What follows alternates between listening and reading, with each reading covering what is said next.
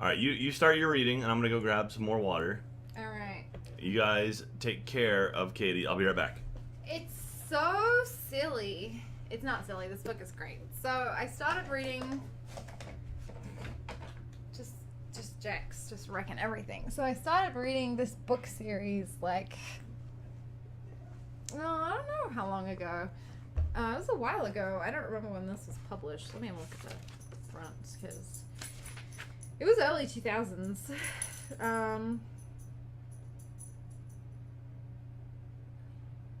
I don't know. It says 1944. Definitely did not come out that long ago. 2004. Okay. So I've been reading it for a little while. It came free actually with a Harry Potter book that I bought. Like when I did the midnight release for it, I think it came free with one of those. Anyway, it's called Ranger's Apprentice. It's by an Australian author named John Flanagan, who actually lives not far from where I grew up. So that's pretty interesting. And it's I think there's like 12 books in the series, and they're pretty quick reads, which is good. It's based around a character named Will. And this is the first book. It's Ranger's Apprentice, The Ruins of Gorlan. So I'm going to read the prologue because I said that I would. And I can do this. All right. Just gotta do it. Just gotta start it. This is totally normal. This is totally normal. Okay. Prologue. Morgorath, Lord of the Mountains of Rain and Night, former Baron of Gorlan in the Kingdom of Araluen, looked out over his bleak, rain-swept domain and for perhaps the 1000th time cursed. This was all that was left to him now, a jumble of rugged granite cliffs, tumbled boulders and icy mountains, of sheer gorges and steep narrow passes, of gravel and rock, and with never a tree or a sign of green to break the monotony. Even though it had been 15 years since he had been driven back into this forbidding realm that had become his prison, he could still remember the pleasant green glades and thickly forested hills of his former fief.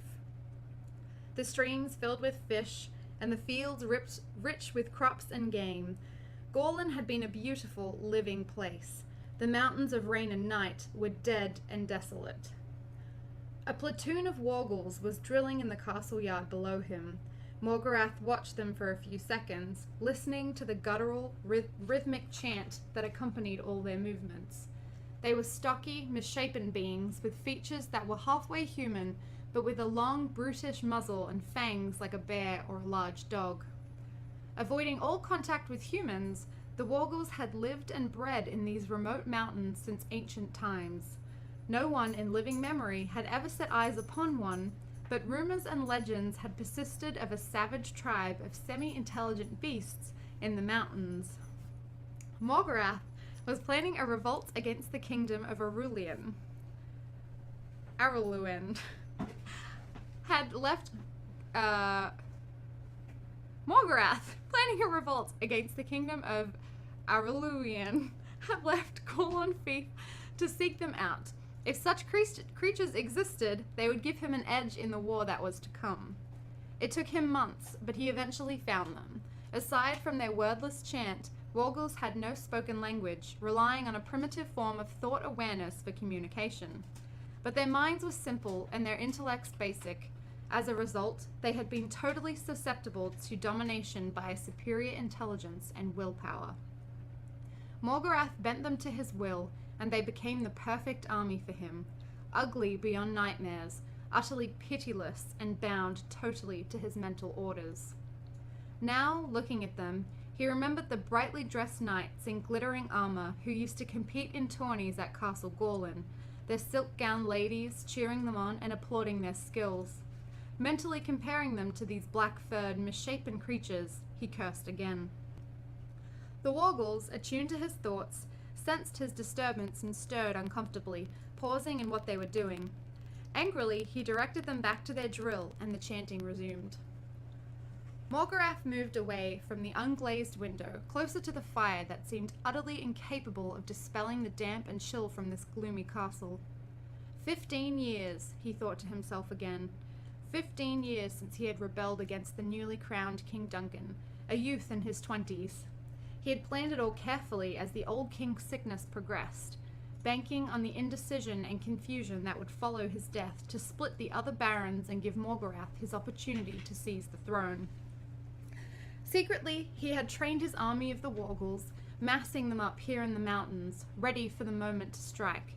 Then, in the days of confusion and grief following the king's death, when the barons travelled to Castle Aurelian for the funeral rites, leaving their armies leaderless, he had attacked, overrunning the southeastern quarter of the kingdom in a matter of days, routing the confused, leaderless forces that tried to oppose him.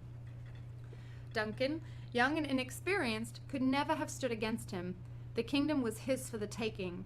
The throne was his for the asking.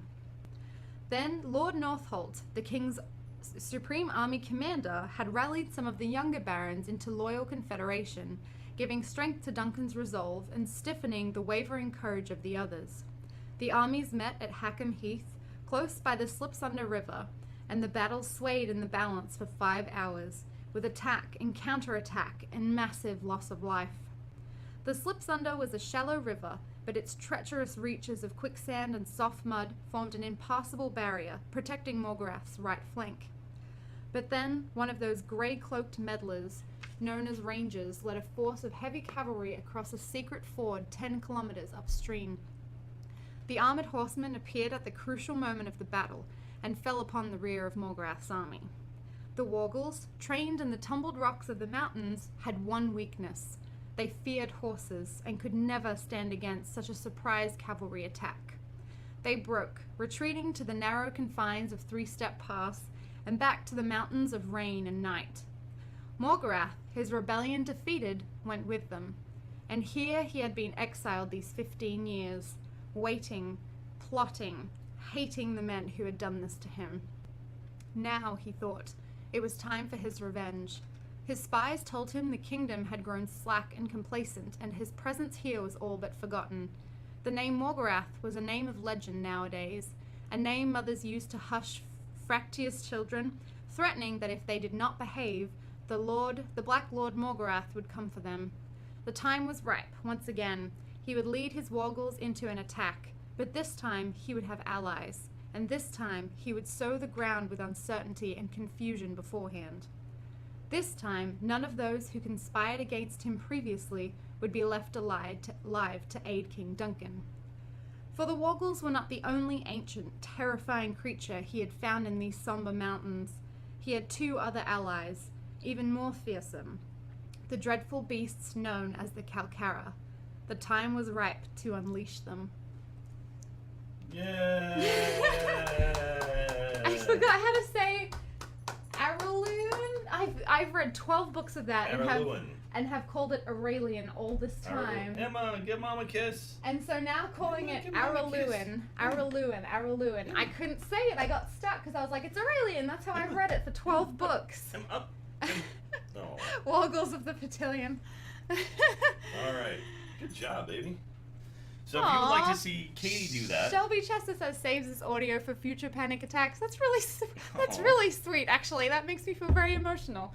So anyway, that's something I really want to do. I fucking love these books. I don't swear much, but I love the absolute crap out of these books, and I would love to read them. I'm just so scared. I'm so scared, and it's kind of nice that. All right. So yeah. I was brave. I did it, Jack. Did it. Awesome. So I'm gonna say, if you like that, if you enjoyed Caiti reading her book, and would like to see more of that, go over to some Calcifier saying Discord. What's going on in Discord? Go over to her Twitch account, which is it Caiti Ward? Yeah, it is. So go to twitch.tv/Caiti Ward and follow. Go over there and follow, because she might start doing that, and she might have her own thing. So there you go. Awesome. All right, I'm gonna go. Yeah, so that's pretty awesome. Good job, baby. I read 5 chapters out loud today to practice. You read 5 chapters out loud? Uh-huh, to practice. That was really good, baby. Don't hurt him too much, though, because he's got to be in the next movie and books. I'm just going to stand here. Get Get him! Boom! Nice, 3 in a row. Boom! Shake, shake. Oh, that one I can't deflect.